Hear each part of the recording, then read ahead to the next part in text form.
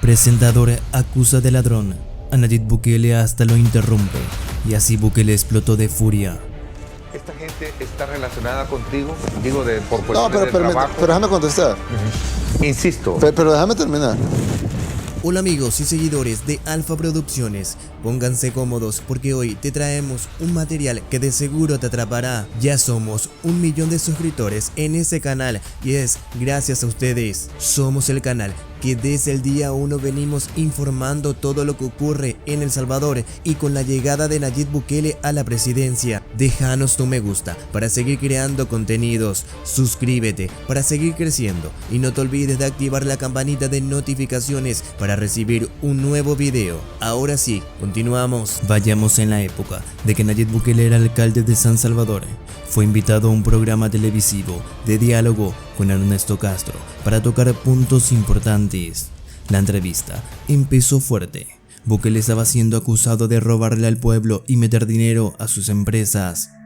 Pero qué chistoso, siento que Bukele en esa época no cobraba su salario, las donaba todas, también siendo que heredó de su familia empresas y él mismo lo ha dicho que no lo necesita. Pero desde esa época de la alcaldía Bukele ya tenía bastante enemigos, opositores, porque sabían que Bukele estaba haciendo bien las cosas y que si seguía así iba a desenmascarar a todos los corruptos y ladrones de esa época, cosa que ahora en el año 2024 sucedió. Bukele ha limpiado y capturado a todos los corruptos que lo único que hacían era robar. Bueno, volvamos a este punto en donde este presentador acusa gravemente a Nayib Bukele en vivo en plena televisión. Veamos. Bueno, está este otro tema y que tú mencionabas precisamente que tiene que ver con el interés de estar en política y que esto traiga consigo desde luego el interés también por ganar negocios estando en ella. Tú decías que no, hay información y aprovechando este espacio, porque ya sé que el tiempo viene, es necesario depurar estos temas, 32.4 millones de dólares en contratos de turismo a las empresas del alcalde Nayib Bukele. Bueno, ahí hay una falacia. En primer lugar, no son las empresas del alcalde Bukele. Son las empresas de la familia, tal vez, del alcalde Bukele. Número 2, 32.4 millones. 32.4 millones de dólares. Tú sabes cómo funcionan las agencias de publicidad. Sí. Un pequeño porcentaje va a la agencia de publicidad y la gran mayoría de ese porcentaje va a los medios de comunicación, incluyendo este medio e incluyendo la prensa gráfica, que es el que ha publicado esas cifras. Es decir, ellos se han llevado la mayor, y no mayor por poquito, sino la gran tajada de ese dinero. Y una pequeña porcentaje es lo que le queda de comisión a la agencia de publicidad. Entonces, además, es ridículo porque cuando yo participaba en la empresa antes de ser alcalde, que los contratos eran mucho mayores. De hecho, si sumás los años que se dieron, eran mucho mayores cuando no era alcalde. Llegaban los ejecutivos de la prensa gráfica a vendernos publicidad, a vendernos pautas del Ministerio de Turismo y de cualquier otra cuenta que teníamos. Llegaban de todos los medios de comunicación a vendernos pautas. No era ningún secreto. De hecho, cuando tú licitas, sale en los periódicos, en la misma prensa gráfica y el diario de hoy, salían los anuncios publicando a la empresa ganadora con el monto que participó en la licitación. Inmediatamente llegaban el montón de ejecutivos a pedirnos y a casi rogarnos pautas. Y todavía lo siguen haciendo en el caso de mi familia. Siguen llegando los ejecutivos de los periódicos a pedirles pautas. Y nunca fue noticia. Yo fui alcalde de Nuevo Cuscatlán 2012, 2013, 2014 y nunca fue noticia. Me convertí en alcalde de San Salvador y tampoco fue noticia. Desde el momento que empezó este pleito con la prensa gráfica por el simple delito en El Salvador de pedir que paguen impuestos, y ojo, no impuestos especiales, los mismos impuestos que pagamos todos, pues empezaron un ataque sistemático donde ahora todo es malo y de repente la noticia de última hora es que empresas de mi familia han ganado contratos estatales cuando las empresas de mi familia ganan contratos estatales de tiempo de Cristiani y no a favor del gobierno, sino en contra del gobierno. E incluso, es más, mi papá decía una frase, decía: yo no hago negocios con el gobierno y ni siquiera sin el gobierno, sino que los hago en contra del gobierno, es decir, los hago a pesar del gobierno. Bueno, tenés el caso, yo recuerdo un caso que tuvo mi papá, un pleito muy fuerte con el director del Seguro Social, porque el director del Seguro Social quería comprar un medicamento que valía 4 veces más que el que estaba ofreciendo mi padre. y él estaba luchando para que se le otorgara a él ese contrato. Y cuando se le cuestionó sobre que él tenía intereses financieros en que se le otorgara, claro, aquí se cuestiona al que cuestiona, porque el que ataca al sistema es atacado por el sistema. Él lo que dijo fue, ¿saben qué? Pues voy a regalar el medicamento. Entonces, no quiero dinero, pero lo que quiero es demostrar la corrupción que hay en el Seguro Social y que sigue además. Y que lo que quiero es demostrar que hay corrupción en el Seguro Social y que en lugar de comprar el medicamento más barato, estaban comprando el medicamento más caro. En el caso de las licitaciones, por ejemplo, pues aunque yo no tengo que ver ahora, pero he hablado con mi familia y me dicen, no hay una sola licitación, pero escúchame esto es extraño para una empresa en El Salvador. No hay una sola licitación que ninguna empresa de mi familia haya ganado que no haya sido el precio más barato. Y no solo el precio más barato, sino que han entrado en licitación. Por supuesto, con todas las de la ley. Y no solo eso, sino de que han habido muchas licitaciones en donde empresas de mi familia han sido el precio más barato y aún así, y cumpliendo con todas las bases de licitación, y aún así no se le han adjudicado los contratos. Es más, te quiero decir que esa empresa que menciona en la prensa gráfica tiene demandado al Ministerio de Turismo ante la Sala de lo Contencioso Administrativo por precisamente haber adjudicado a una empresa que estaba cobrando 3 veces más el valor. Y el Ministerio de Turismo, en lugar de adjudicarle a la empresa de mi familia, como ordenaba la ley, adjudicaron a otra empresa a 3 veces más caro el precio. Te preguntarás tú, ¿por qué adjudican una empresa 3 veces más cara? Lo mismo me pregunto yo. A mí no me importa, porque ya pues yo decidí dedicarme a otra cosa en la vida. Pero ya que tú decís, bueno, analicemos el caso. ¿No es un problema de ética? Es un problema más de ética. Yo creo que rozaría la corrupción, porque al otorgar un contrato a una empresa 3 veces más cara, porque ya sea por la razón que sea, sin ninguna justificación, cuando la empresa que menciona la prensa gráfica fue la mejor oferta, la mejor calificada y la más barata, por 3 veces más barato que la otra empresa a la que se le adjudicó, y no es el único caso, pues yo creo que en lugar de hablar de tráfico de influencia, creo que deberíamos de hablar de todo lo contrario. No, me refería yo al tema de ético, siendo tú un hombre, digamos, emblemático dentro del partido de gobierno. Pero no te estoy diciendo que nos ha costado. Y no te estoy diciendo de que... Y han cumplido todos los requisitos de ley, por ejemplo, claro, solvencia financiera, que en algún momento la noticia ponía entrever de que no había una solvencia financiera. Fíjate la contradicción. Resulta que nos estamos lucrando del Estado y no tenemos solvencia financiera. Una de dos, o te estás lucrando y te estás haciendo millonario con el Estado, o no tenés solvencia financiera. Pero decir que te estás lucrando y te estás haciendo millonario con el Estado, y por el otro lado decir que las empresas no tienen solvencia financiera, cualquier persona que sabe sumar 2 más 2 te diría que eso es una contradicción totalmente ilógica. Si te estás lucrando del Estado, lo que te va a sobrar es solvencia financiera. Evidentemente, si esas empresas han entrado en problemas de solvencia financiera, es precisamente por el ataque sistemático del castigo por las palabras, ¿verdad? Entre más hables, más te castigan, y pues ellos piensan que amedrentando a las empresas de mi familia, pues me van a amedrentar a mí o a los que queremos decir la verdad, cuando la tienen totalmente confundida, porque gracias a Dios, para nosotros, como siempre se nos enseñó, el dinero es un medio y no un fin. Además, no entiendo desde cuándo ser empresario se volvió delito en este país. Creo que no debemos de fomentar la empresa privada, sobre todo la empresa privada legal, y que participa no solo en el marco de la legalidad, sino que además paga sus impuestos, genera empleo, paga salarios decentes y no los salarios paupérrimos que pagan otras empresas, o incluso empresas que vienen a este tipo de entrevistas, no me refiero a la tuya, pero a este tipo de entrevistas, y le preguntan sobre los hermosos que son los pajaritos cuando tienen empleados que ni siquiera reciben salario. Solo si me permitís terminar el punto, yo he visto empresarios, grandes empresarios, que cada rato les dan premios y tienen empleados que no reciben salario, que viven de propinas, y luego cuando vienen a las entrevistas le preguntan, mire, ¿y usted qué opina de los pajaritos? Pues mira, yo lo que digo es que los pajaritos son muy hermosos. ¿Pero qué tan hermosos son, señor tal? Pues es la verdad que son tan hermosos como su cantar en las mañanas. Y nunca se les pregunta por qué no le pagan salarios a sus empleados, o por qué sus salarios son de hambre, o por qué empresas multimillonarias que hacen contratos con el gobierno, a pesar que todo el mundo sabe que financian a los partidos políticos, y nunca se les pregunta sobre esto. Versus empresas que compiten en buena lid compiten en la legalidad, compiten en contra incluso de la marea, que logran ser exitosas a base de trabajo. Yo te quiero recordar que mis ancestros, es decir, mis abuelos y mis bisabuelos, no vinieron a El Salvador con dinero. Vinieron con una maleta y con lo que había ahí adentro y construyeron su fortuna en base a trabajo arduo, trabajando 14 o 16 horas diarias.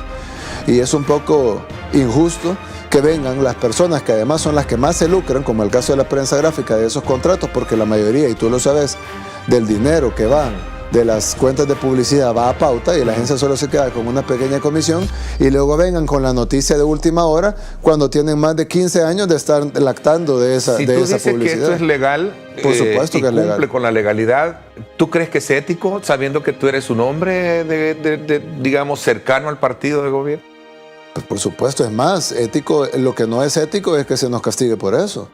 Y lo que no sería ético es que por yo que tome una decisión personal de meterme a la política, toda mi familia y toda la gente que sea amiga, pariente, familiar, conocida mía debe pagar los costos. Esto te ha llevado a estar también digamos, bajo la observancia de la Fiscalía General de la República. Incluso te ha llevado a tener ciertos, digamos, choques verbales con el fiscal Douglas Meléndez. Uno de los temas es este, así como también el tema de ciberataques, que ya vamos a hablar más adelante. Creo que vienen en conjunto.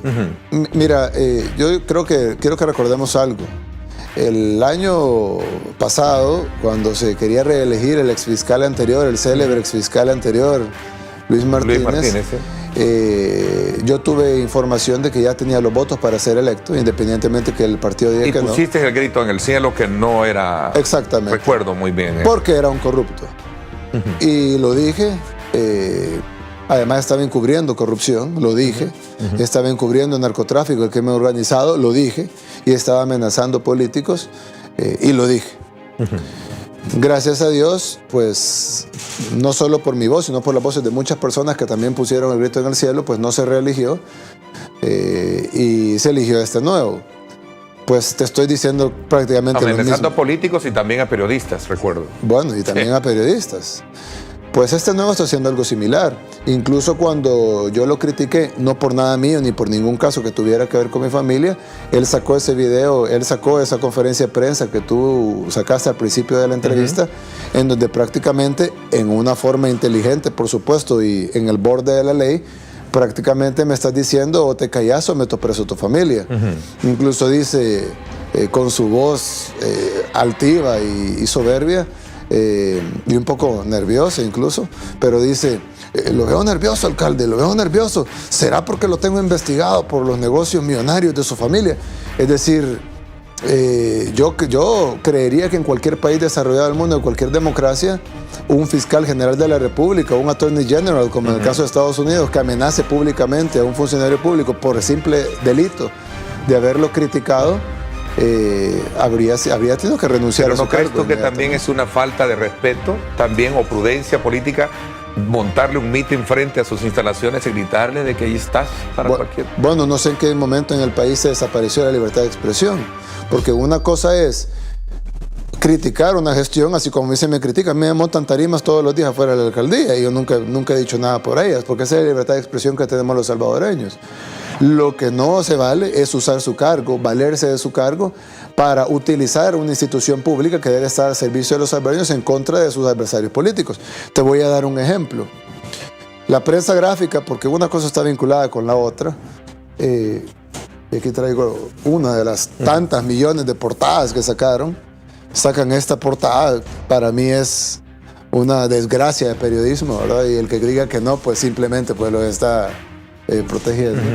Aún y cuando ya tenga un proceso judicial y que han visto el caso jueces, van a una audiencia preliminar, creo, sobre este caso. Bueno, pero aquí está Nayib Bukele, yo no estoy en ninguna audiencia preliminar.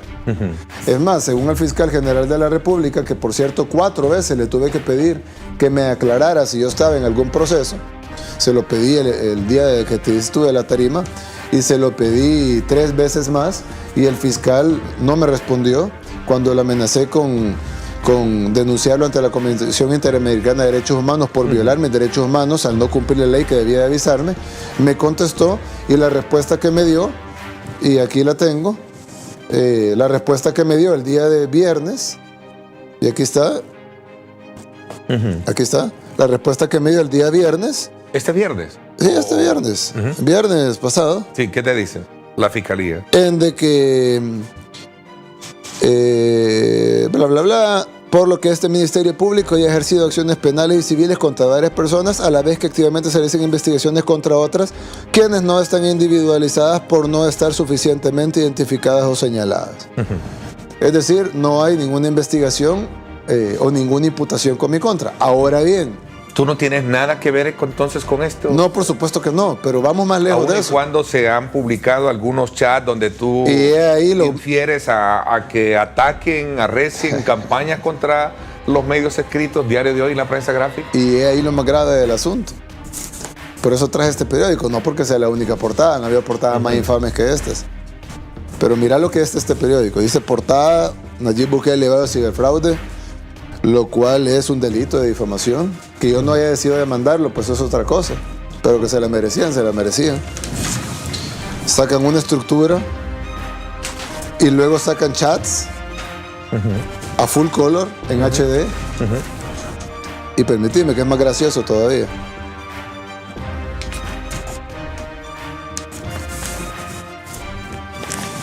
¿Esta gente está relacionada contigo? Digo, por No, cuestiones de trabajo. pero déjame contestar.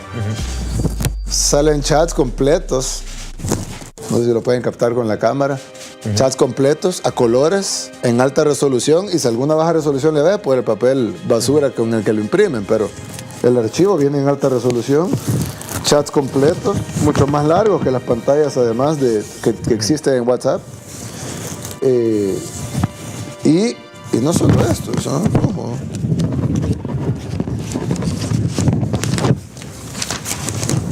Insisto. Pero déjame terminar. ¿Y cómo tuvieron estos chats? Si la fiscalía tiene la tecnología. Entendería que la fiscalía, ¿no? Tiene tu sistema de monitoreo, ¿no? Bueno, si la fiscalía tiene la tecnología, que Mark Zuckerberg, el dueño de Facebook y también dueño de WhatsApp, dice que es imposible hackear un WhatsApp, y la fiscalía tiene la tecnología para hackear estos WhatsApps, pues hombre, ¿cómo no acabaron ya con la extorsión en este país? Porque ellos dicen que pueden georreferenciar antenas, que saben de que las llamadas salían de mi casa, de mi oficina, de la alcaldía, que saben dónde me movía, saben de dónde llamaba, a quién llamaba, a qué horas los llamaba, quién recibía mis llamadas, quién recibía mis chats. Tienen las capturas, entre comillas, de todos los chats que yo mandaba, enviaba. Hombre, yo no sé cómo hay delincuencia en este país y con ese tipo de tecnología que no tienen el FBI ni la CIA, pues deberían de estar solucionados todos los problemas de extorsión y delincuencia en el país. Ahora, yo creo que hay algo más preocupante todavía. Fíjate que yo he hablado con periodistas internacionales The Guardian publicó hace poco un artículo sobre mí. Hace poco estuvo un periodista de la revista Society de Francia. Aquí te traigo una copia de esta, que es una revista de la Universidad de Virginia. Esa es una revista trimestral, como ves, no es delgada, es una revista de la Universidad de Virginia. La portada es El Salvador del Mundo. Esta es la edición de la Universidad de Virginia, donde hay un reportaje de 16 páginas. 16 páginas sobre lo que hacemos aquí en El Salvador, sobre la gestión que tenemos. Es un reportaje de 16 páginas. Sobre nosotros, sobre la alcaldía, sobre lo que estamos haciendo en la alcaldía. Te dejo una copia. Insisto. Y yo, pero déjame terminar. No, pero, y yo le digo a esta gente, yo le digo a esta gente, les he contado, porque ellos me han preguntado sobre el caso de ciberataque, y te voy a citar textualmente. ¿Tú conoces a esas personas? Bueno, claro, porque me han entrevistado.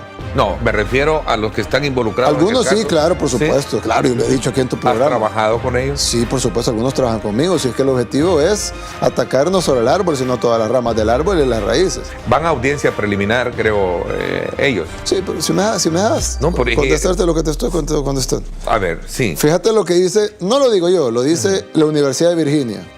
Fíjate lo que dice, está en la página 75. Dice, en inglés, ¿verdad? Pero te lo voy a traducir. Por supuesto, en el tiempo, por favor. Por supuesto, Bukele tiene, porque habla muy bien el artículo, pero dice en un párrafo, por supuesto Bukele se ha conseguido un enemigo 2, incluyendo los periódicos más importantes de El Salvador, el Diario de Hoy y la prensa gráfica, que nunca reportan las noticias sobre los proyectos y políticas de Bukele. En lugar de eso, se inclinan ante la crítica y el escándalo, incluyendo afirmaciones sin ningún fundamento de que han lanzado un ciberataque en contra de la prensa gráfica y que su familia recibe contratos federales por su influencia en el partido. Es decir, hasta los periodistas internacionales se burlan del tipo de periodismo que tenemos acá. Ahora, yo te quisiera preguntar lo siguiente. ¿Será que la población que nos está viendo... por cierto, le llaman ciberfraude, ciberataque, como le están llamando ahorita. Ese es un desconocimiento totalmente de la palabra ciberataque. Ciberataque es cuando atacás, como el ataque que sufrió el FBI o que sufrieron las redes sociales hace creo que más o menos un mes. Eso es un ciberataque. De lo que se está acusando aquí es de una parodia, que en ningún momento estoy diciendo que nosotros la hicimos, pero se está acusando de una parodia. Y hace unos días que tuvimos el temblor muy fuerte, que gracias a Dios no llegó a más. Solo un paréntesis, déjame ahora a mí preguntar, solo un paréntesis. ¿No incitas tú en algún momento a calumniar y a orquestar una campaña contra estos medios como lo publica esta información? No, en lo absoluto, pero te quiero mostrar algo. Y si la investigación está pertinentemente registrada a partir de un monitoreo que tiene la Fiscalía, ¿qué puedes decir? Pero ahí te voy a decir dos cosas. Si la Fiscalía, ya te dije lo de la tecnología, si tienen esta tecnología, pues deberían de investigar la extorsión y la delincuencia en crimen organizado y narcotráfico, número uno. La Fiscalía. O la prensa gráfica está mintiendo con estas publicaciones, una de dos. Número 3, ¿cómo obtuvo la prensa gráfica estos archivos a colores y en alta resolución cuando en el juzgado te dan una fotocopia en blanco y negro? Pues es una labor periodística y de investigación. No, permíteme. Y nos lleva a indagar fuentes. Permíteme. Tú puedes indagar fuentes. Sí. Y tú como periodista puedes ir al juzgado y pedir una copia de esto. Y te van a dar una copia al igual que... Si no veo cómo la consigo, y eso es un hitazo periodístico para mí. Igual, claro. Si no veamos casos históricos, y todo. Pues, y cuando la conseguís, te lo van a dar en como debe ser legalmente, que es una fotocopia en blanco y negro. Si te lo dan a colores y lo conseguiste como tú dijiste, ahí veo yo cómo la consigo.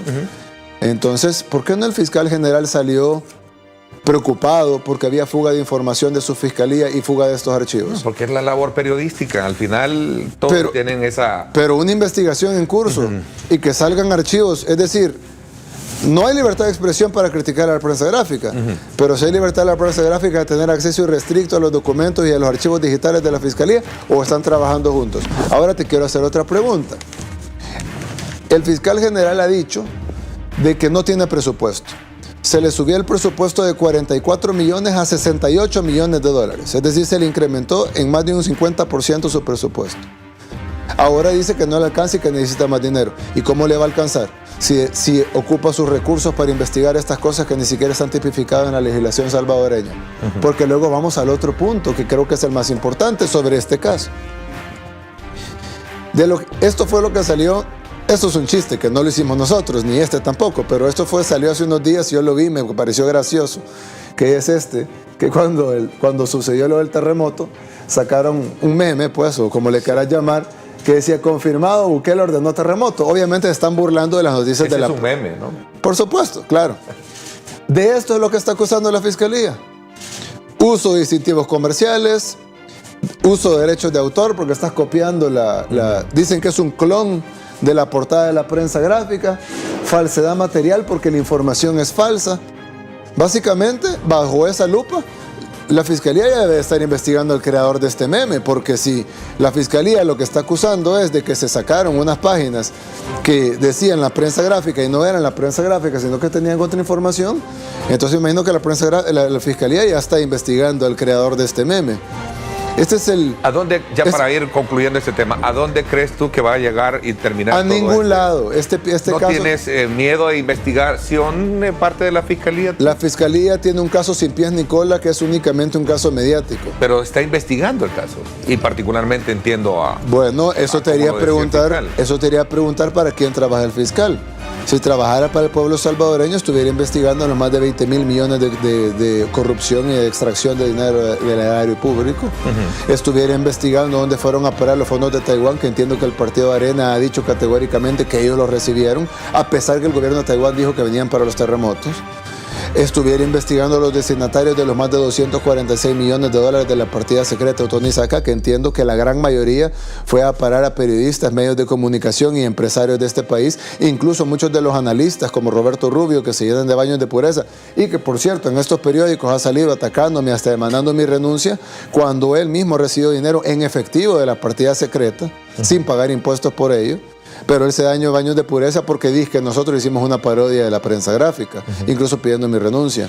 Entonces, cuando tú ves periodistas, medios de comunicación, analistas, digo analistas entre comillas porque no tienen nada de analistas, aunque le hubiera puesto las comillas a los periodistas también, a muchos de los periodistas, porque hay muchos periodistas buenos, y se enfocan en esto, cuando tenés un país con 13 homicidios diarios, con más de 20 mil millones de dólares de desfalco al erario público, con narcotráfico y corrupción. De hecho, el día de hoy por la mañana, salió una carta publicada por un exagente de la DEA, donde vincula directamente a la fiscalía actual como protectora y encubridora del crimen organizado y el narcotráfico, y a altos mandos de la fiscalía y prácticamente manos derechas del fiscal actual, del general de la República, por estar encubriendo el crimen organizado y el narcotráfico. Y sin embargo, el fiscal ni siquiera se pronunció sobre eso.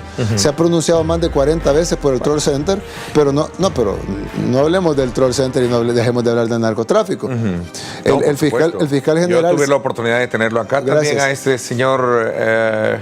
Danny Dalton. Correcto. Ahora alguien va a decir, bueno, pero él es un ex agente de la DEA, no es un agente de la DEA. No habla de la fiscalía, habla de alguien que está cerca del fiscal, habla de alguien que está cerca del fiscal, que a su criterio ha estado relacionado con grupos de narcotraficantes. Te voy a leer la carta que mandó. Es una buena pregunta que habría que hacerle al fiscal. Yo he tenido la oportunidad de invitar en varias ocasiones, entiendo que estoy en la lista de espera, claro, para poder hablar con él y poder de alguna manera dilucidar todos este tipo de trabajo que se están llevando a cabo. Porque al fiscal le encanta hablar del Troll Center y de lo que le ordenan que investigue, pero no le encanta hablar de limpiar su propia casa de corrupción. Ahora te quiero leer lo que dice Danny Francis Dalton en la carta que se le publicada en varios medios. Obviamente no va a ser publicada en la prensa gráfica, porque la prensa gráfica está muy ocupada publicando una parodia que le hicieron. Pero sí, se les dio cobertura. Yo recuerdo que también... No en la prensa. Dimos cobertura. Tú, pero no en la prensa no. Ahora, lo que te quiero decir es lo siguiente. Dice la carta, literalmente la dirige al fiscal general Douglas Arquímedes Meléndez Ruiz, y no solo el exagente de la DEA, porque él me dice, bueno, pero ¿por qué un exagente? Es un exagente porque él fue el que llevó estos casos que están siendo encubiertos ahora, y además...